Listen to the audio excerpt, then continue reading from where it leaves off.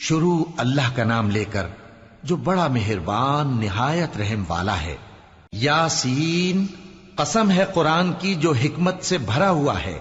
اے محمد صلی اللہ علیہ وآلہ وسلم، بے شک تم پیغمبروں میں سے ہو، سیدھے رستے پر ہو۔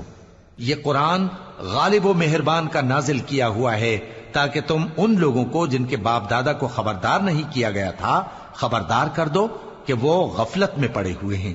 ان میں سے اکثر پر اللہ کی بات پوری ہو چکی ہے، سو وہ ایمان نہیں لائیں گے۔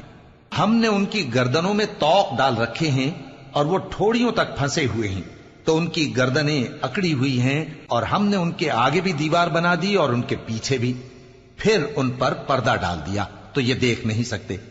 اور تم ان کو خبردار کرو یا نہ کرو، ان کے لیے برابر ہے، یہ ایمان نہیں لائیں گے۔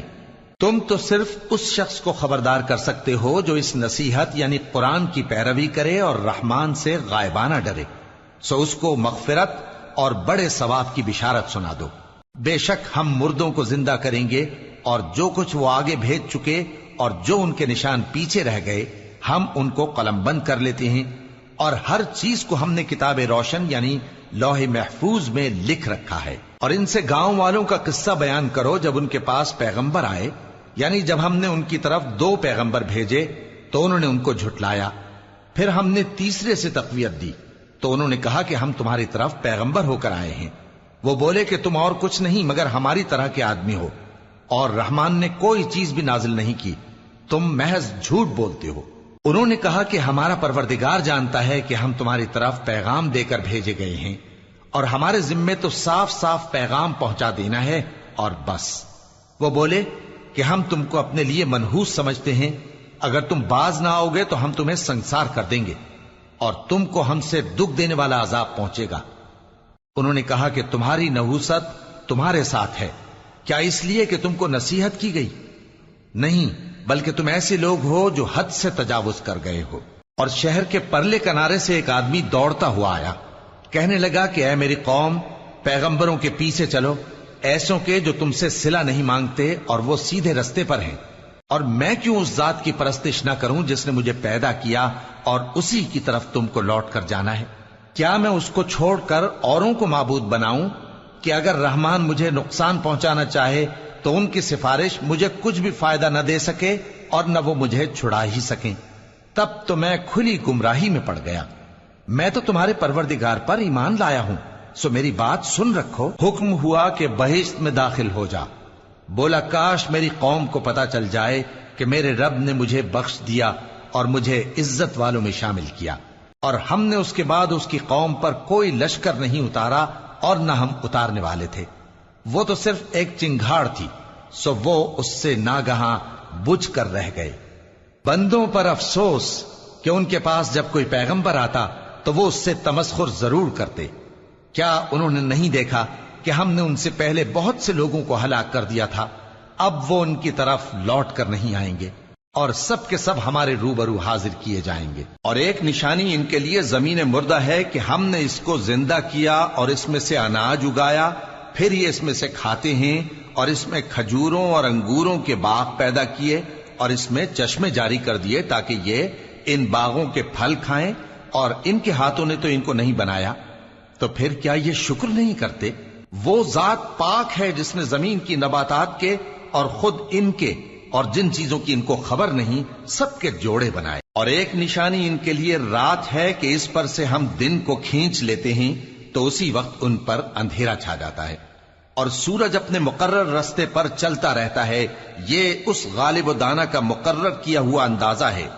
اور چاند کی بھی ہم نے منزلیں مقرر کر دیں، یہاں تک کہ گھٹتے گھٹتے کھجور کی پرانی شاخ کی طرح ہو جاتا ہے۔ نہ تو سورج ہی سے یہ ہو سکتا ہے کہ چاند کو جا پکڑے، اور نہ رات ہی دن سے پہلے آ سکتی ہے، اور سب اپنے اپنے مدار میں تیر رہے ہیں۔ اور ایک نشانی ان کے لیے یہ ہے کہ ہم نے ان کی اولاد کو بھری ہوئی کشتی میں سوار کیا، اور ان کے لیے ویسی ہی اور چیزیں پیدا کی جن پر یہ سوار ہوتے ہیں، اور اگر ہم چاہیں تو ان کو غرق کر دیں، پھر نہ تو ان کا کوئی فریاد رس ہو اور نہ ان کو رہائی ملے، مگر یہ ہماری رحمت اور ایک مدت تک کے فائدے ہیں۔ اور جب ان سے کہا جاتا ہے کہ جو تمہارے آگے اور جو تمہارے پیچھے ہے اس سے ڈرو تاکہ تم پر رحم کیا جائے، اور ان کے پاس ان کے پروردگار کی طرف سے کوئی نشانی نہیں آتی مگر اس سے منہ پھیر لیتے ہیں۔ اور جب ان سے کہا جاتا ہے کہ جو رزق اللہ نے تم کو دیا ہے اس میں سے خرچ کرو، تو کافر مومنوں کے متعلق کہتے ہیں کہ بھلا ہم ان لوگوں کو کھانا کھلائیں جن کو اگر اللہ چاہتا تو خود کھلا دیتا، تم تو کھلی گمراہی میں ہو۔ اور کہتے ہیں اگر تم سچ کہتے ہو تو بتاؤ یہ وعدہ کب پورا ہوگا؟ یہ تو ایک چنگھاڑ ہی کے منتظر ہیں جو ان کو اس حال میں کہ باہم جھگڑ رہے ہوں گے آ پکڑے گی، پھر نہ تو یہ وصیت ہی کر سکیں گے اور نہ اپنے گھر والوں میں واپس جا سکیں گے۔ اور جس وقت سور پھونکا جائے گا یہ قبروں سے نکل کر اپنے پروردگار کی طرف دوڑ پڑیں گے، کہیں گے ہائے بربادی، ہمیں ہماری خوابگاہوں سے کس نے جگہ اٹھایا۔ یہ وہی تو ہے جس کا رحمان نے وعدہ کیا تھا اور پیغمبروں نے سچ کہا تھا۔ وہ تو صرف ایک زور کی آواز ہوگی کہ سب کے سب ہمارے روبرو آ حاضر ہوں گے، پھر اس روز کسی شخص پر کچھ بھی ظلم نہیں کیا جائے گا اور تم کو بدلہ ویسا ہی ملے گا جیسے تم کام کرتے تھے۔ اہل جنت اس روز عیش و نشاط کے مشغلے میں خوش ہوں گے، وہ بھی اور ان کی بیویاں بھی سایوں میں تختوں پر تکیے لگائے بیٹھے ہوں گے، وہاں ان کے لیے میوے ہوں گے اور جو وہ منگوائیں گے ان کو ملے گا۔ ان کو پروردگار مہربان کی طرف سے سلام کہا جائے گا، اور وہ فرمائے گا کہ گناہ گارو تم آج الگ ہو جاؤ۔ اے آدم کی اولاد، کیا میں نے تم سے کہہ نہیں دیا تھا کہ شیطان کو نہ پوجنا، وہ تمہارا کھلا دشمن ہے، اور یہ کہ میری ہی عبادت کرنا یہی سیدھا رستہ ہے؟ اور اس نے تم میں سے بہت سی خلقت کو گمراہ کر دیا تھا، تو کیا تم سمجھتے نہیں تھے؟ یہی وہ جہنم ہے جس کے تمہیں دھمکی دی جاتی تھی، جو تم کفر کرتے رہے ہو اس کے بدلے آج اس میں داخل ہو جاؤ۔ آج ہم ان کے منہوں پر مہر لگا دیں گے اور جو کچھ یہ کرتے رہے تھے ان کے ہاتھ ہم سے بیان کر دیں گے اور ان کے پاؤں اس کی گواہی دیں گے، اور اگر ہم چاہیں تو ان کی آنکھوں کو مٹا کر اندھا کر دیں، پھر یہ رستے کو دوڑیں تو کہاں سے دیکھ سکیں گے؟ اور اگر ہم چاہیں تو ان کی جگہ پر ان کی صورتیں بدل دیں، پھر وہاں سے وہ نہ آگے جا سکیں اور نہ پیچھے لوٹ سکیں۔ اور جس کو ہم بڑی عمر دیتے ہیں تو اسے تخلیق میں اوندھا دیتے ہیں، یعنی اسے بچپن کی کمزوری والی حالت کی طرف لوٹا دیتے ہیں۔ تو کیا یہ سمجھتے نہیں؟ اور ہم نے ان کو یعنی اپنے پیغمبر صلی اللہ علیہ وآلہ وسلم کو شعر گوئی نہیں سکھائی، اور نہ وہ ان کو شایع ہی ہے، یہ تو محض نصیحت ہے اور صاف صاف قرآن ہے، تاکہ اس شخص کو جو زندہ ہو خبردار کرے اور کافروں پر بات پوری ہو جائے۔ کیا انہوں نے نہیں دیکھا کہ جو چیزیں ہم نے اپنے ہاتھوں سے بنائیں ان میں سے ہم نے ان کے لیے مویشی پیدا کر دیے اور یہ ان کے مالک ہیں، اور ان کو ان کے قابو میں کر دیا تو کوئی تو ان میں سے ان کی سواری ہے اور کسی کو یہ کھاتے ہیں، اور ان میں ان کے لیے اور فائدے اور پینے کی چیزیں ہیں، تو کیا یہ شکر نہیں کرتے؟ اور انہوں نے اللہ کے سوا اور معبود بنا لیے ہیں کہ شاید ان سے ان کو مدد پہنچے، مگر وہ ان کی مدد کی ہرگز طاقت نہیں رکھتے، اور وہ ان کی فوج بنا کر حاضر کیے جائیں گے تو ان کی باتیں تمہیں غمناک نہ کر دیں۔ یہ جو کچھ چھپاتے اور جو کچھ ظاہر کرتے ہیں ہمیں سب معلوم ہے۔ کیا انسان نے نہیں دیکھا کہ ہم نے اس کو نطفے سے پیدا کیا، پھر وہ تڑاک پڑاک جھگڑنے لگا اور ہمارے بارے میں مثالیں بیان کرنے لگا اور اپنی پیدائش کو بھول گیا، کہنے لگا کہ جب ہڈیاں بوسیدہ ہو جائیں گی تو ان کو کون زندہ کرے گا؟